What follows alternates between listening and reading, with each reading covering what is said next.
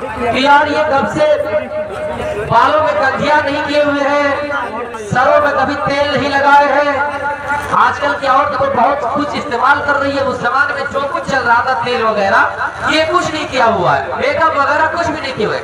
اس نے ڈائریکٹ دیکھا ہوتا اس حال کما شانو کی تمہارا حال ایسا کیوں ہے، تم ایسا کیوں پڑے ہو. حدیث کے الفاظ ہے متبذلۃ ایسا ہے گویا کہ سروں میں تیل نہیں ہے، کبھی کنگھیاں نہیں کی ہوئے. انہوں نے کیا جواب دیا؟ آئے نوجوانوں جواب سنیے. اس عورت نے کہا فلیس لہ حاجۃ، تمہارے بھائی کو مجھ سے کوئی مطلب نہیں ہے، تمہارے بھائی کو تو صرف اللہ سے مطلب ہے، تمہارے بھائی کو تو صرف نماز سے مطلب ہے، تمہارے بھائی کو تو صرف روزے سے مطلب ہے. مجھ سے اس کے کوئی لینا دینا نہیں، کوئی سروکار نہیں، کوئی مطلب نہیں ہے. میں کہاں رہتی ہوں، نہ مجھے کھانے کی فکر ہے، نہ کچھ ہے، نہ کبھی کھانا دیتا ہے، نہ کپڑا دیتا ہے، صرف اللہ اللہ کرتا ہے، نماز کرتا ہے.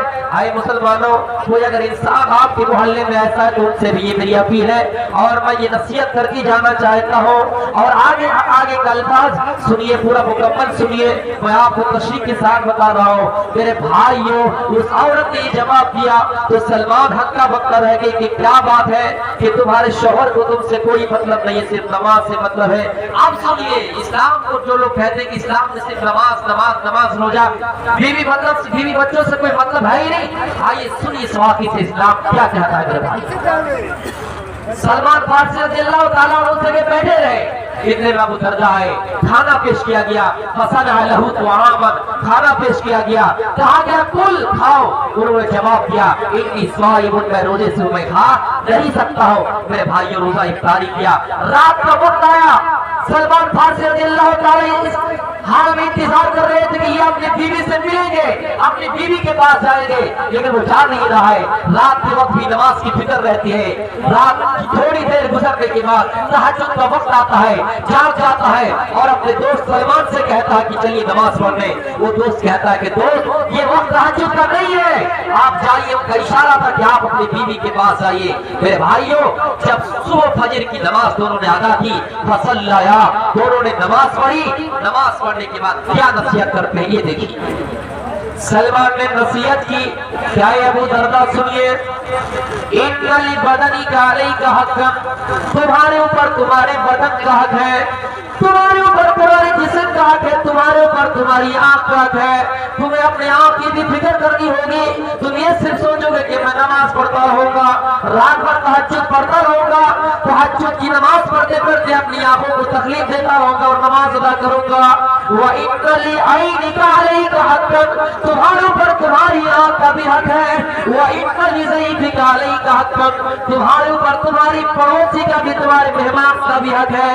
گھر میں مہمان آ جائے تو آپ کو مہمان کی بھی خدمت کرنی ہے، آپ کو مہمان کی بھی دیکھ ریکھ کرنی ہے. میرے بھائی ایسا نہیں کہ مہمان گھر میں ہے، ہم تہجد میں لگے ہوئے ہیں، ہم اللہ میں لگے ہوئے ہیں، ہم ذکر اللہ میں لگے ہوئے ہیں، ہم اللہ میں لگے ہوئے، نبی میں لگے ہوئے ہیں. نہیں، مہمان اگر آیا ہے، مہمان کی آپ کو عزت کرنی ہے. انہوں نے یہ سارا بیان کروایا اور لاسٹ میں کہا وَإِنَّ لِأَهْلِكَ عَلَيْكَ حَقًّا وَإِنَّ لِزَوْجِكَ عَلَيْكَ حَقًّا، تمہارے اوپر تمہاری بیوی کا بھی حق ہے.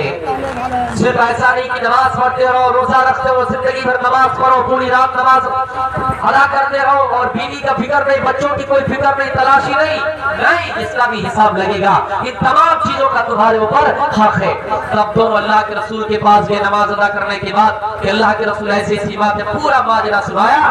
تو اللہ کے رسول نے کہا کہ صدق سلمان نے سچ کہا ہے. ضروری ہے، صرف ایسا نہیں کہ آپ پوری رات نماز میں لگے رہے، ضروری نہیں کہ آپ زندگی بھر نماز پڑھتے رہے. میرے بھائیو ایسا اسلام میں نہیں ہے. اسلام میں تو ایسا ہے کہ آپ اپنے بچوں کی دیکھ ریکھ کیجیے. اسلام میں ایسا کہ آپ اپنی بیوی کی دیکھ ریکھ کیجیے. بیوی سے پوچھئے بیوی آج کیا ضرورت ہے، آج تمہیں کیا چیز کھانے کا اچھا ہے، آج تمہیں کیا چیز کھانے کا جی کرتا ہے. آپ یہ ضروری ہے، آپ کے اوپر حق ہے. یہ جسم کا بھی آپ کے اوپر حق ہے، آنکھ کا بھی حق ہے. ایک شخص اللہ کے رسول کے پاس آئے، کہا اللہ کے رسول میں زندگی بھر نماز پڑھتا رہوں گا. فَإِنِّي أُصَلِّي اللَّيْلَ أَبَدًا، میں پوری رات نماز پڑھتا رہوں گا. وَأَنَا أَصُومُ الدَّهْرَ، میں زندگی بھر روزہ رکھوں گا. آپ نے فرمایا تم ایسا نہیں کر سکتے ہو، تم صرف 3 دن روزہ رکھو اور 1 دن روزہ رکھو گے تو تمہیں 10 دن کا ثواب مل جائے گا، اور 10 دن کا ثواب ملے گا۔ مہینہ میں 3 روزے رکھو گے تو پورے مہینے کا ثواب تمہیں مل جائے گا۔ اس نے کہا نہیں اللہ کے رسول اور مجھے اجازت دیجیے، میں اور رکھنا چاہتا ہوں۔ اللہ کے رسول نے کہا میں اس سے زیادہ تمہیں اجازت نہیں دیتا ہوں، چلو ایک کام کرو، 1 دن روزہ رکھو اور 1 دن روزہ کرو، ایسا کرو صوم داؤدی پر عمل کرو، اس سے زیادہ میں تمہیں اجازت نہیں دے سکتا۔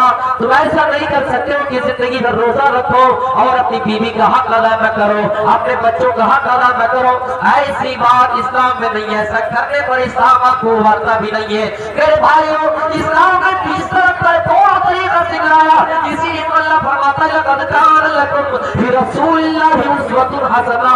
اے لوگوں، ہم نے محمد رسول اللہ صلی اللہ علیہ وسلم کو اس دنیا میں لوگوں کے لیے نمونہ بنا کر بھیج دیا ہے۔ ہم نے محمد کو رسول کو نمونہ کے لیے، ہم نے لوگوں کے لیے مثال بنا کر بھیجا ہے۔ بیوی سے کیسے برتاؤ کرنا ہے، بیوی کے ساتھ کیسے اٹھنا ہے، بچوں کے ساتھ کیسے شفقت کرنا ہے، بڑے لوگوں کے ساتھ کیسے اٹھنا ہے، ان تمام چیزوں کا حل اگر کسی دھرم میں ملے گا، کسی مذہب میں ملے گا تو اسلام میں ملے گا، باقی کسی اور میں نہیں مل سکتا ہے۔ میرے بھائیوں، ہر دھرم میں، ہر مذہب میں شادی کی گنجائش تو ہے، 4 اور اس سے بھی زیادہ گنجائش تو ہے، لیکن طریقے الگ ہو سکتے ہیں، صورتیں الگ ہو سکتے ہیں، زیادہ کی شکلیں ہو سکتی ہیں، لیکن اسلام نے کہا کہ تمہیں برابر دینے کا حق ہے۔ اگر تم 2 شادی کرتے ہو تو تمہیں برابر دینے کا حق ہے۔ میرے بھائیوں، اسلام یہ دھرم ہے جنہوں نے کہہ دیا کہ اسلام تمہارے لیے کمپلیٹ مذہب ہے، اسلام تمہارے لیے مکمل دھرم ہے۔ 3 شخص اللہ کے رسول کے پاس آئے، اللہ کے نبی کی بیویوں کے پاس آئے کہ اللہ کے رسول کیسا عمل کرتے ہیں دن میں۔ جب اللہ کے رسول صلی اللہ علیہ وسلم کی ازواج مطہرات، ہماری اور آپ کی مائیں امہات المؤمنین نے بتایا کہ اللہ کے نبی کے دن میں ایسا عمل، رات میں ایسا عمل، انہوں نے کہا فقالوا، بہت کم سمجھا، یہ اللہ کے رسول ہے، ہم کہا قد غفر له ما تقدم من ذنبه وما تاخر، اللہ کے رسول جن کے آگے پیچھے تمام گناہ معاف کر دیے گئے، بس اتنا ایسا عمل کرتا ہے۔ تو انہوں نے کیا کہا تھا جانتے ہیں؟ میں زندگی بھر نماز پڑھتا رہوں گا۔ دوسرے نے کہا کہ میں شادی ہی نہیں کروں گا، عبادت میں لگا رہوں گا، جنگلوں میں چلا جاؤں گا، صرف عبادت، صرف عبادت، صرف عبادت۔ تو اللہ کے رسول آئے اور کہا تم لوگوں نے ایسی ایسی بات کی، انتم کنتم الذین کذا وکذا، کہا کہ ہاں اللہ کے رسول ہم نے ایسی بات کی۔ تو اللہ کے رسول نے کیا کہا تھا؟ واللہ انی لاخشاکم للہ واتقاکم لہ، اے لوگو اللہ کی قسم میں تم سے زیادہ ڈرنے والا ہوں، اللہ سے تم سے زیادہ ڈرنے والا ہوں، لیکن سنو ولکن کی اصوم، میں روزہ بھی رکھتا ہوں، وافطر اور افطار بھی کرتا ہوں، واتزوج میں نکاح بھی کرتا ہوں، وارقد میں سوتا بھی، واصلی اور میں نماز بھی پڑھتا ہوں۔ تو میرے بھائیوں ضروری ہے، لیکن ہم اور آپ بہت سی ایسی چیزیں ہیں ہم سمجھتے ہیں کہ نیکیاں زیادہ۔ آئے ایک واقعے کی طرف لے کر چلتے، امام بخاری نے اس واقعے کو اپنی کتاب کے اندر نقل کیا ہے۔ میرے بھائیوں، ایک ایسا انسان تھا جس نے 99 انسان کو قتل کیا تھا۔ 99 انسان کو قتل کرنے کے بعد دل میں ایک ارمان جاگا، دل میں خواہش آ گئی، اللہ کا خوف پیدا ہوا، تقویٰ پیدا ہوا، اور یہ سوچ پیدا ہوئی کہ اللہ میں زندگی بھر لوگوں کو مارتا رہا، لوگوں کی گردن پر چھری چلاتا رہا، ہسوے چلاتا رہا، لوگوں کی گردن پر پستول وغیرہ سے لوگوں کو مارتا رہا، لوگوں کی گردن پر وار کرتا رہا، اٹیک کرتا رہا، حملہ کرتا رہا۔ اے اللہ میں ایمان لے آنا چاہتا ہوں، اے اللہ میں مسلمان ہونا چاہتا ہوں، میرے دل میں ایمان کی مٹھاس زیادہ ہونی چاہیے۔ اس جستجو میں نکلنے کے راستے میں کوئی عالم مل جائے، یہ بڑا سا مجمع کہاں مل جائے، اور اس مجمع میں بڑے بڑے علماء بیٹھے ہوں گے، ان علماء میں سے فتویٰ پوچھ لیں گے، مسئلہ پوچھ لیں گے کہ اتنے آدمی کو قتل کرنے کے بعد کیا ہمیں جنت مل سکتی ہے یا نہیں، اللہ اپنے سائے کے نیچے مجھے جگہ دے سکتا ہے یا نہیں۔ اس جستجو میں نکلتا ہے، لوگوں سے پوچھتا ہے کہ فلاں بتاؤ کہیں ایسا عالم ہو جو ہمیں ان تمام مشکلات کا حل بتائیں گے، اور ہمارے کیے ہوئے کرتوتوں کی بدولت ہمیں کیا ملے گی، کہ ہمیں جنت اور جہنم دونوں میں سے کیا ملے گی، کہ ہمیں جنت مل سکتی ہے یا نہیں، اس چیز کی جستجو میں نکلتا ہے۔ بہت دن کے بعد ایمان جاگا، پیدا ہوا، وہ آگے گئے، لوگوں نے بتایا کہ بھلا جگہ میں ایک راہب ہے، صوفی صاحب ہے، نمازی ہے، عبادت گزار ہے، تہجد گزار ہے، صوفی صاحب وہاں جائیے۔ وہ عالم نہیں تھا، بڑا عالم نہیں تھا، ایک کہاوت ہے کہ نیم حکیم خطرہ جان، نیم ملا خطرہ ایمان۔ اگر زیادہ آپ کے پاس صلاحیت نہیں ہے، تجربہ نہیں ہے، اور آپ ڈاکٹری لائن اتر جائیں گے تو آپ مریضوں کے لیے کیا بنیں گے؟ رحمت بنیں گے کہ زحمت؟ اور کوئی اگر مفتی وہ جانتا ہی نہیں اسلام کیا ہے، ایمان کیا ہے، اور کسی کو غلط مسئلہ بتائیں گے تو ایمان خطرے میں جائے گا کہ اچھے میں جائے گا؟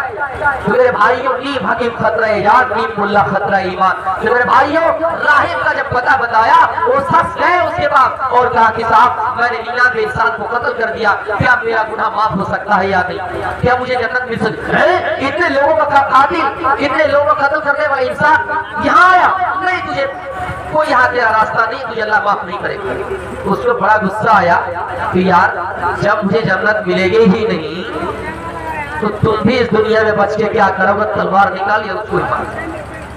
تو میرے بھائیوں، ضروری ہے کہ آپ جب جو چیز جان لیں اسی چیز کا فتویٰ دیں، ورنہ فتویٰ مت دیجیے، ورنہ وہی حال ہوگا۔ اتخذ الناس رؤوسا جہالا، جب مولویوں کو چھوڑ کر دوسروں کو ترجیح دی جانے لگے گی، دوسروں سے فتویٰ پوچھے جانے لگیں گے تو میرے بھائیوں وہ فتویٰ دیں گے فضلوا واضلوا، وہ خود گمراہ ہوں گے، دوسروں کو بھی گمراہ کریں گے۔ میرے بھائیوں، وہ انسان پھر دوسرے آدمی سے پوچھتا ہے کہ کیا بتاؤ میں نے 100 انسان کو قتل کر دیا ہے، 100 انسان کو مار دیا ہے، کیا مجھے جنت ملے گی یا نہیں؟ کوئی ایسا عالم بتاؤ اس کے پاس میں چلوں۔ اس نے بتایا جاؤ، چائے پینے پروگرام ہو رہا ہے، وہاں بڑے بڑے علماء کی شرکت ہے، بڑے بڑے علماء شافی ہے، بہت مشہور و مایہ ناز خطیب وہاں پہ آئے ہوئے ہیں، وہاں پہ بہت اچھے اچھے عالم آئے ہیں، وہاں جائیے مسئلہ پوچھئے۔ وہ انسان اس کی طرف جاتا ہے، اس جستجو میں جاتا ہے کہ کوئی رہا مل جائے، جنت جانے کا کوئی راستہ مل جائے، کوئی گنجائش مل جائے، تھوڑا سا راستہ مل جائے، وہاں جا کر فتویٰ پوچھ لوں گا۔ میرے بھائیوں، لوگوں نے عالم کا راہ بتلایا، عالم کی راہ بتلائے، عالم کا راستہ دکھلایا، وہ انسان چلا جاتا ہے، جانے کے بعد آدھا راستہ طے کرتا ہے اور راستے میں ان کی موت ہو جاتی ہے، راستے ہی میں موت آ جاتی ہے۔ آئے لوگوں، ہم اور آپ یہ سوچتے ہیں کہ ہماری نیکیاں کہاں چلی جاتی ہے، ہمارا گناہ مٹنے والا نہیں ہے، ہم اتنے گنہگار ہیں، ہم اتنے بڑے پاپی ہیں، اللہ ہمارے گناہ کو معاف کرے گا یا نہیں؟ سنیے میرے بھائیوں، وہ انسان اس راہ میں اور اس نیت کے ساتھ اس جستجو سے نکلتے ہیں کہ اچھا عالم مل جائے، ہم وہاں دین کی باتیں سیکھ کر ایمان لے آئے، اللہ پر بھروسہ کریں، توکل اللہ، اللہ پر یقین رکھیں اور ایمان والے بن جائے۔ میرے بھائیوں، آدھا راستہ ہی طے کیا تھا، آدھا راستہ ہی کروس کیا تھا، کٹیہار ہی پہنچ پایا تھا، راستے میں ملک الموت ان کے پاس آ جاتے ہیں اور ان کی موت ہو جاتی ہے۔ میرے بھائیوں، جب موت ہو جاتی ہے، انسان کی دنیا میں جب موت ہو جاتی ہے، دو طرح کا فرشتہ آتا ہے، اگر نیک ہو تو رحمت کا فرشتہ ان کے پاس آئے گا، اگر گنہگار ہو تو رحمت کا فرشتہ ان کے پاس آئے گا، عذاب کا فرشتہ ان کے پاس آئے گا۔ عذاب کا فرشتہ بھی اس جگہ پہ آیا اور رحمت کا فرشتہ بھی آیا، جنت کا فرشتہ بھی آیا اور جہنم کا بھی فرشتہ آیا۔ جنت کا فرشتہ کہنے لگا کہ میں اسے جنت کی طرف لے جاؤں گا، میں انہیں میں داخل کروں گا۔ جہنم کا فرشتہ، عذاب کا فرشتہ کہہ رہا کہ نہیں، انہوں نے دنیا میں 100 انسانوں کا قاتل، 100 انسانوں کو قتل کروایا تھا، 100 انسانوں کو قتل کیا تھا، آج یہ کیسے جنت جا سکتا ہے؟ تو میرے بھائیوں، انسانی شکل میں ایک فرشتہ آیا اور انہوں نے راستہ بتا دیا، طریقہ بتلا دیا، دیکھو اس راستے کو ماپا جائے، کٹیہار اور پورنیہ کے بیچ میں یہ طے ہونے والے راستہ کو ماپا جائے، اگر نیکیوں کی طرف، ان علماء کی طرف بڑھنے والے راستہ اگر زیادہ ہی کروس کیا ہوگا، علماء کی طرف زیادہ ہی گیا ہوگا، ان کا حالت ایمان میں اگر موت آئی ہوگی، زیادہ حالت ایمان میں موت آئی ہوگی، اس کا ٹھکانہ جنت ہوگا۔ عذاب کا فرشتہ نے، رحمت کا فرشتہ ان کی روح کو لے جائے گا، اور اگر ادھر ہی زیادہ قریب رہ جائیں گے تو انہیں عذاب کا فرشتہ لے کر جائے گا، جہنم کا فرشتہ لے کر جائے گا۔ میرے بھائیوں، یہ تمام چیزیں ہمیں اور آپ کو یہ بتا رہے ہیں کہ ہم اور آپ کتنے تقویٰ اور تہجد گزار ہیں، ہم ہیں لیکن ہم جانتے نہیں کہ کب کریں، اس لیے یہ سیکھنا ہر انسان کے لیے ضروری ہے، لازمی ہے۔ میرے بھائی، کٹیہار میں ٹرین لگی ہوئی ہے، ہمیں آپ کو یہ نہیں ہے، ہمیں پٹنہ جانا، ایک کی طرف گاڑی لگی ہوئی ہے، ایک گاڑی سلیگوڑی کی طرف جا رہی ہے، ایک گاڑی پٹنہ کی طرف، لیکن اگر ہمیں علم ہو ہم صحیح وقت پہ پٹنہ پہنچ سکتے ہیں، علم نہ ہو ہم جب چاہے جس گاڑی میں بیٹھ جائے اور ہمیں کہاں سے کہاں لے کے جائے. اس لیے علم بہت ضروری ہے. ہمیں اور آپ کو علم سے جڑے رہنا چاہیے. علم ہی وہ چیز ہے. اللہ کے رسول صلی اللہ علیہ وسلم فرماتے کہ علم کی فضیلت ایسے ہے عابد پر اگر کوئی عالم اور کوئی عابد عبادت گزار تہجد گزار صوفی راہب میرے بھائیوں چوتھی رات کی فضیلت تمام ستاروں پر جس طرح ہے اس طرح میرے بھائی اتنا سا فرق بتایا ہے. لیکن ہم اور آپ علم سے بہت دور چلے گئے, علم سے پیچھے چلے گئے. آپ جانتے ہیں کہ ہم کس ملک میں رہتے ہیں, تعلیمی معیار کہاں سے کہاں چلے گئے ہیں. وہ کچھ دن ہوا سفر کر رہے تھے, ٹرین میں کچھ لوگ آئے ٹکٹ دکھانے کے لیے. لڑکا لڑکی ایک ہی جگہ پہ بیٹھا ہوا تھا, کسی کو کہیں جانا تھا کسی کو کہیں جانا تھا. ٹکٹ میں ہیر پھیر ہو گیا, تبدیلی ہو گئے. جو لوگ آئے تھے ماما شکل میں نام نہیں لوں گا ورنہ مقدمہ ہوتا ہے, ویسے لوگ اندر ڈالا جاتا ہے. ٹکٹ چیک کرنے کے لیے آئے. ہونا یہ چاہیے تھا کہ اگر معاملہ یہاں تک آ جائے لڑکا لڑکی دونوں اگر ایک ہی جگہ پہ ہو تو ہم اور آپ کیا کہیں گے, کھڑے ہو جاؤ. دونوں اگر ایک ہی جگہ ہو تو کہیں گے کھڑے ہو جاؤ. ارے لڑکا اگر کہیں جا رہا ہے تو کہیں گے جا رہا ہے, اور لڑکی اگر کہیں جا رہی ہے تو جا رہی ہے. اور دونوں کو ایک ساتھ کہیں گے تو کیا کہیں گے کہ جا رہے ہیں. تو اس جگہ پہ ان کمیوں نے کیا کیا, کیا کہا جاتے ہیں, چلو کھڑا کھڑی ہو جاؤ. ایسے لوگوں کو پولیٹیکل میں کرسی تھما دیے گئے. اسکول میں فلاں اسکول میں انٹرویو ہو رہا تھا, آپ نہیں جان پائے, شاید علماء اس چیز کو سمجھ پائیں گے. انٹرویو لینے کے لیے آئے, بورڈ میں ایک چیز لکھا NATURE, اور سب ودیارتھی سے پوچھ رہا ہے, سب اسٹوڈنٹ سے پوچھ رہا ہے کہ کیا لکھا ہے. کوئی نہیں پڑھ پایا کہ یہ نیچر ہے, کوئی نہیں پڑھ پایا. سب کہہ رہا ہے کہ نٹورے کوئی نٹورے کوئی کچھ پڑھ رہا تھا. جب ٹیچر کے پاس آیا, ادھیاپک کے پاس آیا, ان سے پوچھا کہ تمہارے بچوں کی ایسی استھتی کیوں ہے, اسکول کی استھتی کیوں ہے, تمہیں نوکری سے برخاست کر دیا جائے. ٹیچر کیا کہتی ہے, ٹیچر کہہ رہے کہ اگر نوکری سے ہمیں برخاست کرو گے تو ہمارا پھٹور کے کیا ہوگا. تمہارے بھائی ایسی ایسی صورتحال ہے. آئیے میں ایک واقعہ بتا رہا ہوں گوتم بدھ کے سلسلے میں. گوتم بدھ نے ایک مرتبہ کہہ دیا تھا 32 آگم سوتر کے اندر, ان میں سے ایک میں یہ واقعہ آج بھی لکھا ہوا ہے, اور اس کے اوپر انجنا کشیپ جو اینکر ہے اور کلاس کرتی رہتی ہے. گوتم بدھ نے ایک بات لکھی تھی کہ ایک انسان کو 4 پتنیاں ہونا ضروری ہے. اس کے اوپر کافی دیر تک بحث چلی.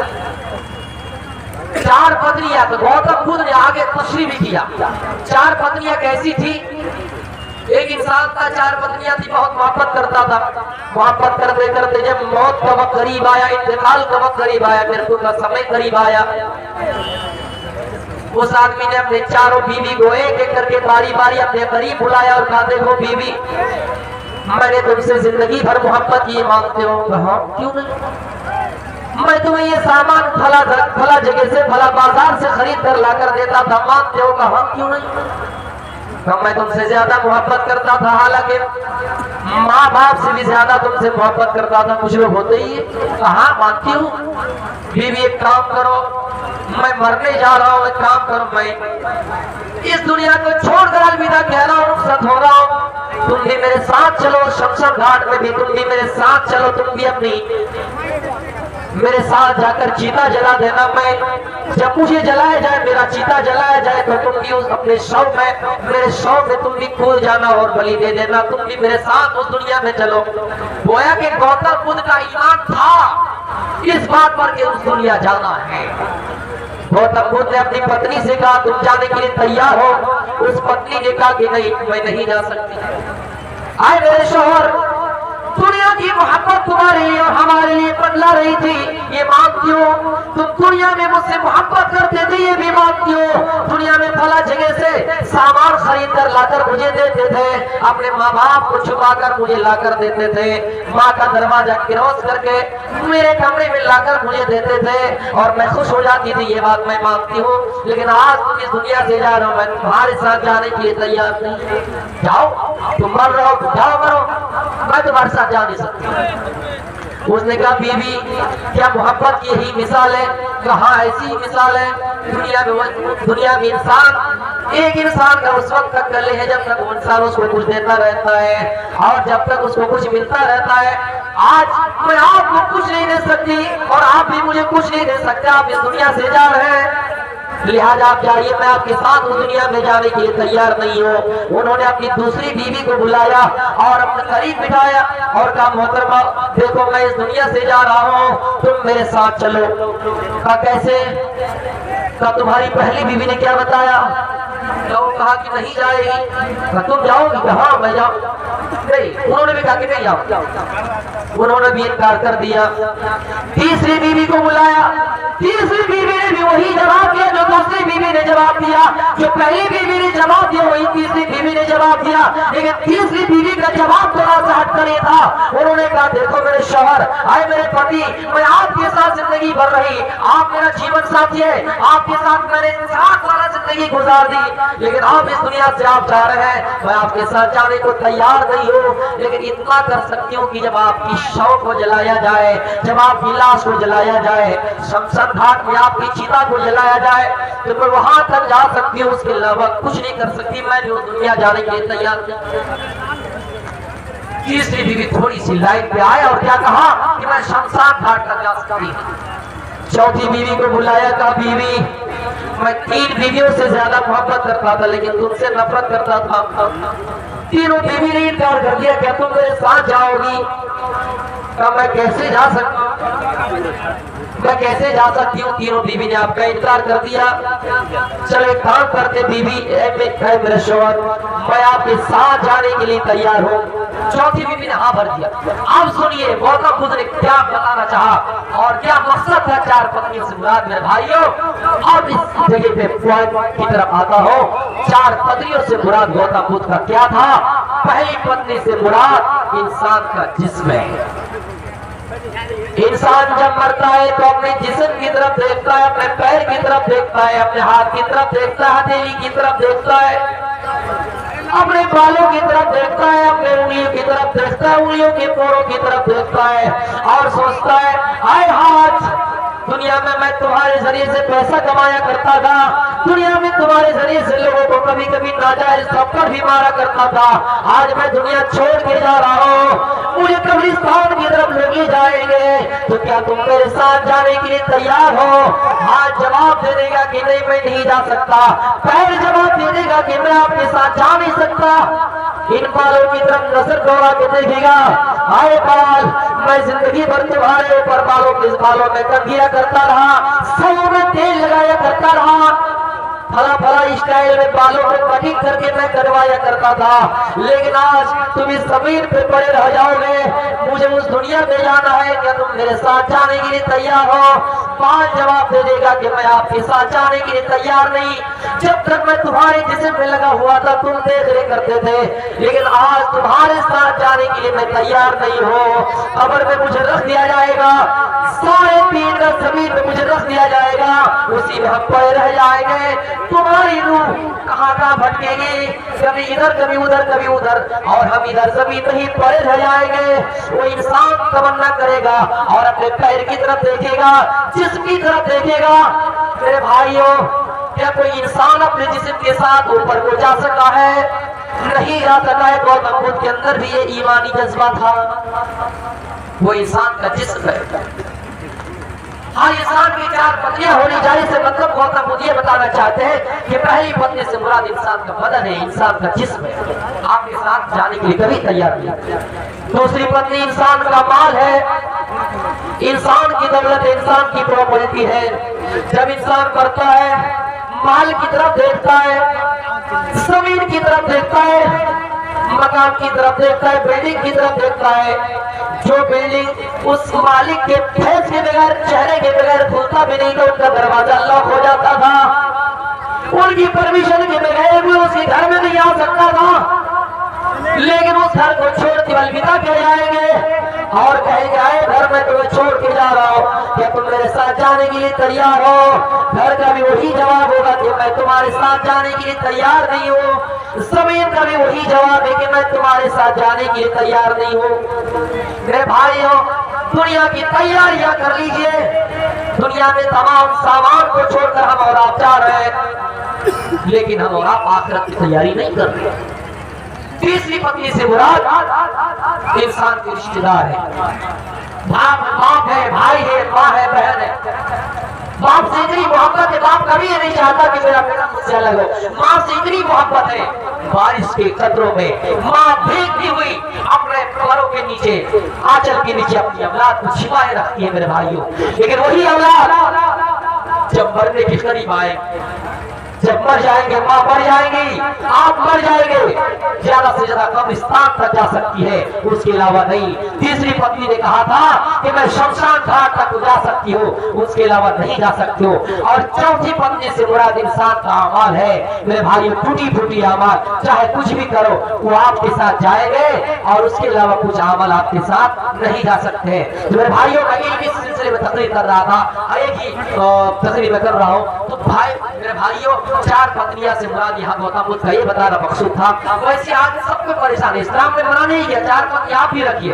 इन बीवियों से सब परेशान रहते हैं। एक मरतबा एक मजलिस है, एक साल बहुत बेतहाशा बारिश हुई, मजलिस से आवाज आई कि इस साल बेतहाशा बारिश हुई। इतनी बारिश हुई, इतनी बारिश हुई, एक मुल्ला उठकर खड़े होकर कह दिए कि जमीन में जो कुछ है इस दफा बाहर निकल आएगा। तो एक आदमी मन ही मन में डर रहा है कि कहीं ऐसा ना हो कि मेरी तीन पत्नियां जमीन के अंदर वो ना निकल आए।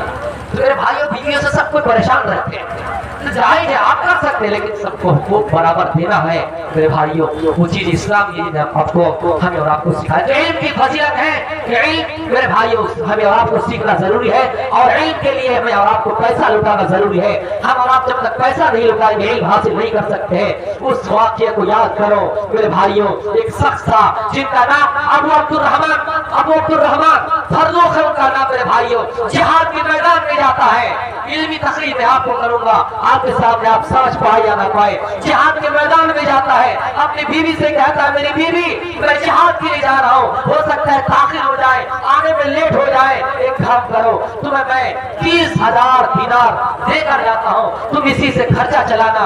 पेट में बच्चा पल रहा था, कहा इसी से खर्चा चलाना, अपना खर्चा भी चलाना, पेट में जो बच्चा पैदा होगा उसका भी खर्चा चलाना। जिहाद के लिए जाता है मेरे भाइयों, बीवी बच्चों को कुर्बान करके, और जाने के बाद जिहाद में मसरूफ हो जाता है। और 27 साल के बाद घर आता है। घर आने के बाद जो पेट में बच्चा पल रहा था वो बच्चा बड़ा होता है, उसकी माँ उसकी तरबियत करती है, और तरबियत करने के बाद एक बहुत बड़ा आलिम बना देता है। आज आपके सीरत स्टेज में जो उलमा मशहूर मारूफ नजर आ रहे हैं, इन्हीं माओ का नतीजा है, इन्हीं माओ का करम है। अगर माँ ना पढ़ाए तो मेरे भाइयों मैं दावे के साथ कहता हूँ बाप नहीं पढ़ा सकता है। इस चीज का एक्सपीरियंस आप लोगों को है या नहीं, मुझे अच्छी तरीके से है, क्योंकि बहुत लोगों ने बताया इस चीज का एहसास। तो मेरे भाइयों, माँ होकर मेरी बहनों अगर आवाज पहुंच रही तो सुनिए। 27 साल के बाद उसका शोहर घर में आया, जैसे घर में प्रवेश किया उसका बच्चा बड़ा हो चुका था। उनका नाम रबिया रहमतुल्लाह अलैह, बहुत बड़े आलिम बन चुके थे। मस्जिद नबवी में हल्का लगाकर लोगों को कुरान और हदीस का दर्स दे रहे थे। इमाम मालिक बिन अनस रहमतुल्लाह अलैह जैसी शख्सियत उसके हल्के में उसके दर्स में बैठे रहते थे और दर्स सुनते थे। मेरे भाइयों, जब आमना सामना हुआ, घर का दरवाजा खुला दिया तो कहा कि मेरे घर में अजनबी आदमी, बाप बेटा की मुलाकात हुई तो बाप ने बेटा को नहीं देखा, बेटा ने बाप को नहीं देखा। अजनबी आदमी, बेटा कहे तू मेरे घर से कैसे आया? अजनबी आदमी, बेटा कर रहा है मुझे पूछ रहा है ये मेरा घर, तू कहां से आया बता। लड़ाई होने को करीब है मेरे भाइयों। गांव में आवाज दी गई, उनकी मां बाहर निकली, रबिया की मां बाहर निकली, दौड़ते हुए आए और शौहर को देखकर पहचान गए और अपने बेटे से कहा बेटा ये वही तुम्हारा बाप है जो तुम मेरे पेट में पल रहे थे, और तुम्हारा बाप तुम्हें छोड़कर जिहाद के मैदान में चला गया था, और आज 27 साल के बाद आए। तो मेरे भाइयों, आकर जायजा लिया कि बीवी 30,000 दिनार में तुम्हें देकर गया था, बताओ तुमने उस पैसे का क्या किया?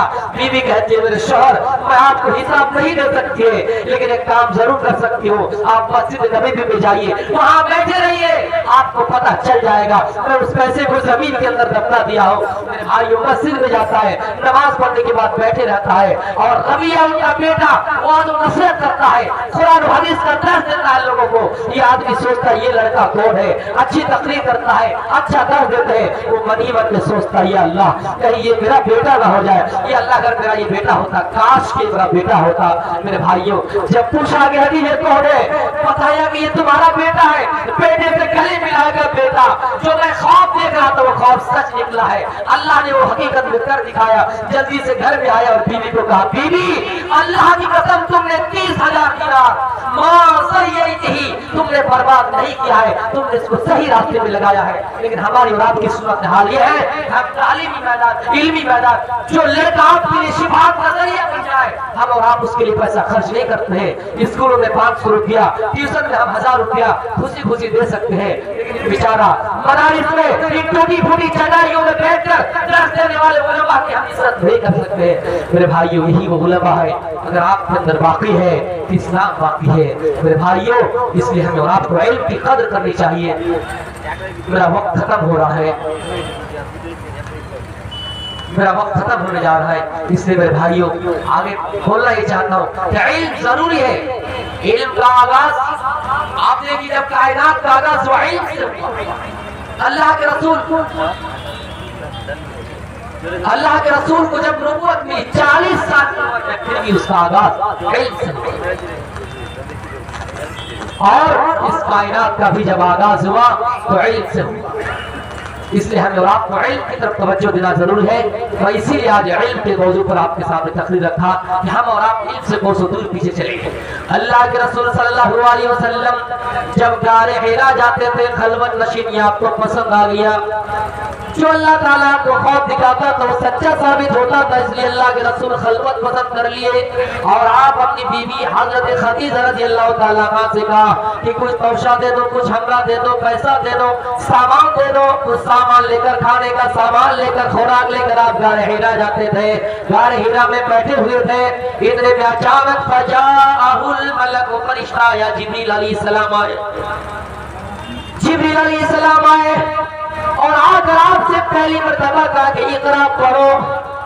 हालांकि आपको कुछ नहीं जानते थे, आपका जवाब ही था मा अना बिकारी, मा अना बिकारी, मैं पढ़ना नहीं जानता हूँ, मैं उम्मी हूँ, मैं अनपढ़ हूँ, मैं पढ़ना नहीं जानता हूँ। जिब्रील अलैहिस्सलाम ने सीने से जोर से दबाया, ऐसा दबाया, फसलियां इधर उधर।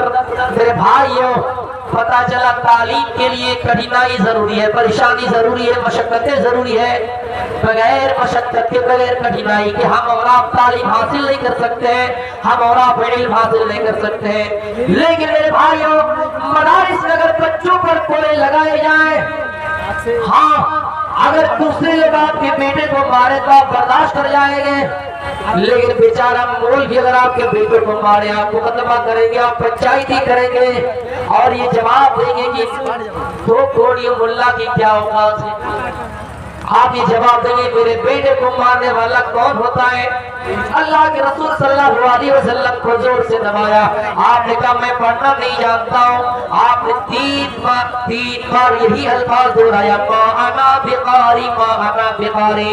मेरे भाइयों, चौथी मर्तबा आपने पढ़ा इक़रा बिस्मि रब्बिकल लज़ी खलक़, खलक़ल इंसान अल्लम बिल क़लम, अल्लमल इंसान मा लम यअलम। मेरे भाइयों, अगर यहाँ पर भी किसी चीज से वही का आगाज हो रहा है, वही की इब्तिदा हो रही है, तो इल्म से हो रहा है। इंसान को वो चीजें सिखलाई, इंसान को वो चीजें सिखलाई जो इंसान जानता नहीं था। मेरे भाइयों, अल्लाह ने इंसान को उस चीजों से पैदा किया, पानी की उन फटकी से पैदा किया। मेरे भाइयों, जो यखरुजु मिन बैनि सुल्बि वत्तराइब। मेरे भाइयों, इंसान की पैदाइश के लिए, इंसान का रास्ता बतलाने के लिए अल्लाह ताला पहली वही में इल्म से आगाज कर रहा है, इल्म से उसकी बुनियाद खड़ा कर रहा है, इल्म से उसकी आगाज कर रहा है। मेरे प्यारे साथियों, पढ़ कीजिए। उसके बाद अल्लाह के रसूल सल्लल्लाहु अलैहि वसल्लम डरे हुए हैं और आप दौड़ते हुए खदीजा रज़ियल्लाहु ताला अन्हा के पास गए और आप इस हाल में कि कांप रहे थे, थरथरा रहे थे। आपने फरमाया ज़म्मिलूनी ज़म्मिलूनी, मुझे कंबल उड़ा दो, कंबल उड़ा दो। फज़म्मलूहु, लोगों ने कंबल उड़ा दिया। मेरे भाइयों, اس کے بعد اللہ کے رسول صلی اللہ علیہ وسلم نے تمام واقعہ خدیجہ رضی اللہ تعالیٰ عنہ کے سامنے سنایا اور کہا ایسے ایسی بات ہے، ڈرا ہوا تھا۔ خدیجہ رضی اللہ تعالیٰ عنہ نے تسلی دلائی، میری بہنوں پھر آج کوئی مولوی ایسا کرے گا تو تم کہو گے جاؤ جاؤ محمد کی بات سنتے جاؤ جلسہ میں، میں نے کہا تھا کہ جلسہ میں مت جاؤ، تم گئے اور ٹھنڈی کی بیماری لے کے آ گئے۔ آج کل کی مائیں ہوتی تو یہ کہتی، لیکن خدیجہ رضی اللہ تعالیٰ عنہ کیا جواب دیتی ہے، اے اللہ کے رسول، جو انسان دنیا میں کسی انسان کی برائی نہ کرتا ہو، جو یتیموں کے سروں پہ ہاتھ پھیرتا ہو، جو انسان بچوں پر شفقت رکھتا ہو، جو انسان کسی کا کچھ کھاتا نہیں ہو، جو انسان کسی کے اوپر ظلم نہ کرتا ہو، جو انسان کبھی جھوٹ نہ بولتا ہو، جن کی گواہی پر قریش والوں نے بھی گواہی دی، ما جربنا الا علیک صدقا، قریش والوں نے بھی کہا کہ اللہ کے رسول آپ سچے ہیں۔ اے اللہ کے رسول، جب آپ اتنے سچے ہیں، آپ تو دنیا میں کسی کے اوپر ظلم کرتے ہی نہیں ہے، تو آپ کے اوپر یہ پہاڑ کیسے ٹوٹ سکتا ہے؟ آپ کے اوپر یہ مصیبت کیسے آ سکتی ہے؟ اللہ آپ کو کیسے رسوا کر سکتا ہے؟ میرے بھائیو، خدیجہ نے تسلی دلائی، کہا کہ اللہ آپ کو ضرور کچھ بنائے گا، اللہ آپ کو نبوت عطا کرے گا۔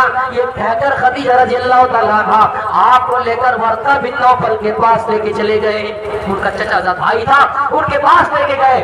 آگے کے الفاظ میں بتانا چاہتا ہوں، جب ورقہ بن نوفل کے پاس لے گیا اور انہوں نے کہا کہ تمہارے بیٹے تمہارے بھتیجے نے ایسی ایسی بات کہی، ایسا ایسا ان کے سامنے پیش آیا، ورقہ بن نوفل سمجھ گئے، کیونکہ وہ انجیل وغیرہ کی شرح لکھا کرتے تھے جو سریانی زبان میں نازل ہوئی تھی، عبرانی زبان میں لکھا کرتے تھے۔ میرے بھائیوں، انہوں نے پیشن گوئی پڑھی تھی، پیشن گوئی کیا اور کہا محمد ہے میرے بھتیجے، آپ سب پڑھ لیا کہ صلی اللہ علیہ وسلم، کہا میرے بھتیجے، آپ کے پاس وہی فرشتہ آیا تھا جو حضرت موسیٰ علیہ السلام کے پاس بھی کبھی آیا تھا، آپ کے پاس وہی شخص آیا جو موسیٰ علیہ السلام کے پاس اور دیگر انبیاء کرام کے پاس آیا کرتا تھا۔ اے محمد، اے میرے بھتیجے، دیکھنا کہیں ایسا نہ ہو اور آپ ایسا کیا، انہوں نے یہ بھی کہہ دیا کہ دیکھنا آئندہ اگر میں زندہ ہوں تو آپ کی جہاں تک ہو سکے مدد کروں گا، اور آئندہ دیکھنا آپ کی قوم آپ کو باہر نکالے گی، آپ کو ملک سے باہر نکالے گی۔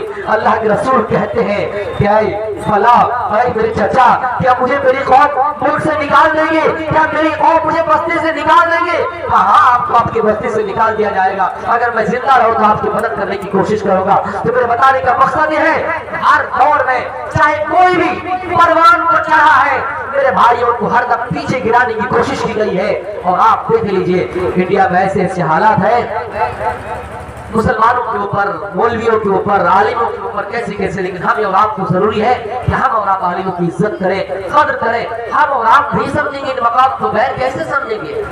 آج کسی کو جیل میں ڈالا جائے، ہم یہ انسان کی صفائی بیان نہیں کر رہے۔ آپ کو ایک بات میں بتا دینا چاہتا ہوں، ہم یہ نہیں کہتے کہ کوئی بھی دنیا میں انسان بالکل معصوم ہے، کیونکہ اگر کوئی انسان معصوم علی خطا ہے تو اس خلاف جائیں گے۔ انسان گناہوں سے ان کا جڑا ہوا رہتا ہے، وابستہ رہتا ہے، وہ مرکب ہے گناہ سے، اس لیے ہم کسی کی صفائی بیان نہیں کرتے ہیں۔ لیکن اگر کسی کو ڈالا جا رہا ہے